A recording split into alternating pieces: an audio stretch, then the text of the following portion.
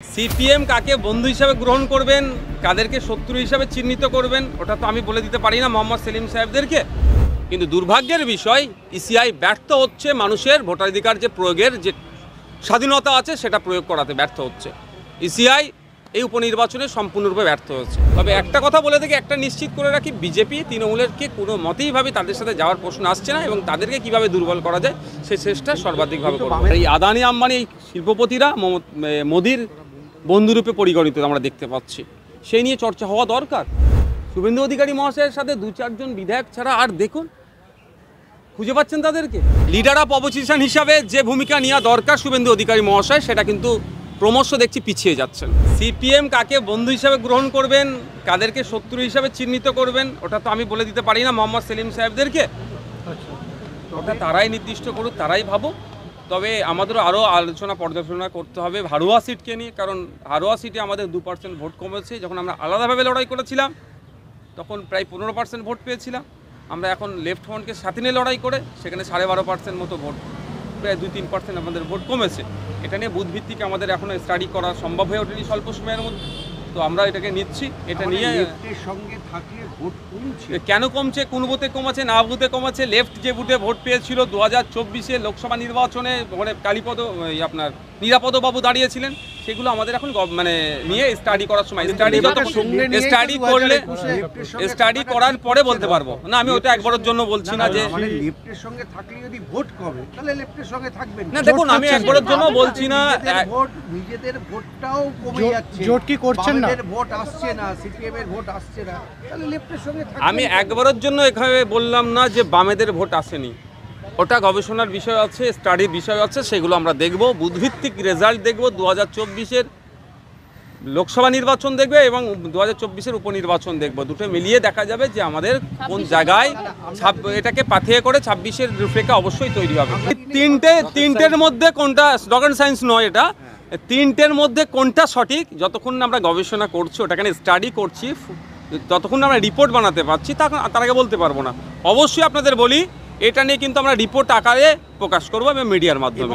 এবং আপনারা ভাবছেন যে লেফটের সঙ্গে যাওয়াটা ঠিক হলো না, ভাবার কখন বলছি আমরা?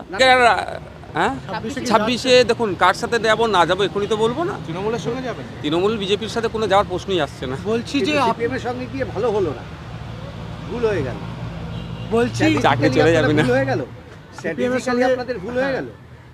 তথ্য দেখে বলতে হবে, তার আগে সম্ভব নয়। কংগ্রেসের সাথে যাওয়াটা ভুল হচ্ছে, সেই কারণে আপনারা দেখুন, আমি সিপিএম এর উপনির্বাচনে সিপিএম আর কংগ্রেস ছিল না তো, কংগ্রেস তার মতো করে লড়াই করেছিল এবং প্রায় 4,000 মতো ভোটও পেয়েছেন কংগ্রেস ওখানে। সিপিএম এর সংস্পর্শে থাকলে ভোট কমছে, এই তত্ত্ব আপনি বিশ্বাস করেন তো?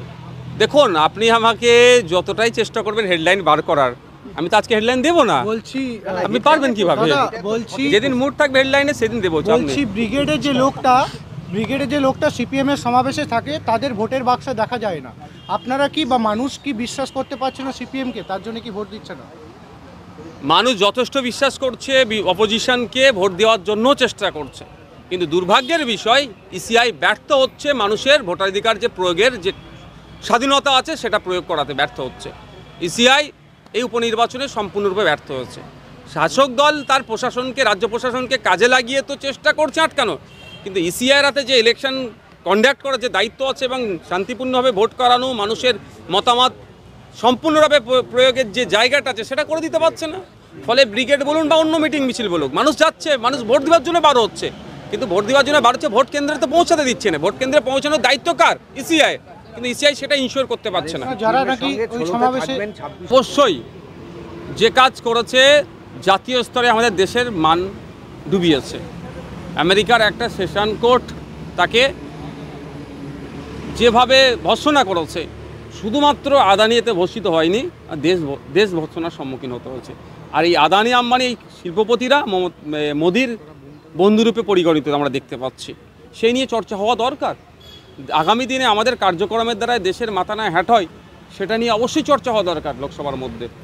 সেটাকে এড়িয়ে যাচ্ছে কেন বুঝতে পারছি না। বিজেপি সবরমতী এক্সপ্রেস দেখতেই যাচ্ছে, গুজরাট দাঙ্গার পরিপ্রেক্ষিতে দাঁড়িয়ে এই সিনেমাটা তৈরি হয়েছে। বিজেপির কাজ আর কি আছে তাছাড়া?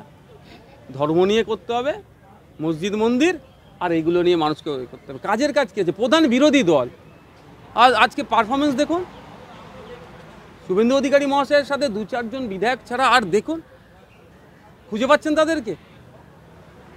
প্রধান বিরোধী দল যেটা দরকার সেটা আছে কোথায়? আজকে পশ্চিমবাংলার ছাত্র সমাজ আজকে কোথায়? রাস্তায় বসে আছে, চাকরি নাই, শিক্ষা প্রতিষ্ঠানগুলো শিক্ষকের অভাবে বন্ধ হতে চলেছে, রেশন মানুষ নিয়মিত পাচ্ছে না, বেকারত্বের শীর্ষে চলে যাচ্ছে, তা নিয়ে কোনো চর্চা নেই, তা নিয়ে কোনো প্রতিবাদ নেই। টাইমটা তো পাস করতে হবে না, মানে শুভেন্দু অধিকারী একমাত্র, আর কয়েকজন না। বিধায়ক শুভেন্দু একমাত্র বলছি না, বেশ কয়েকজনকে দেখছি বিরোধী হিসাবে, তাদের পারফরমেন্স ছাড়া খুঁজেই পাচ্ছেন না। তালিকায় কে কে আছে নাম? তথাগত রায়ও কিন্তু শুভেন্দু অধিকারীকেই বলেছেন একমাত্র পারফর্মার। এমনকি আমরা দেখলাম তবে যেটা আমি একটা কথা বলি, আপনি নোট করতে পারেন, লিডার অফ অপোজিশন হিসাবে যে ভূমিকা নেওয়া দরকার শুভেন্দু অধিকারী মহাশয়, সেটা কিন্তু ক্রমশ দেখছি পিছিয়ে যাচ্ছেন। লিডার অফ অপোজিশন হিসাবে শুভেন্দু অধিকারী শুধুমাত্র বিজেপির লিডার নয়, পশ্চিমবাংলার সমস্ত বঞ্চিত মানুষের লিডার হওয়া দরকার।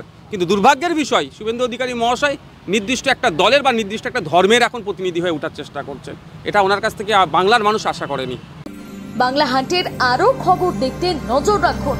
বাংলা খবর মানেই বাংলা হান্ট।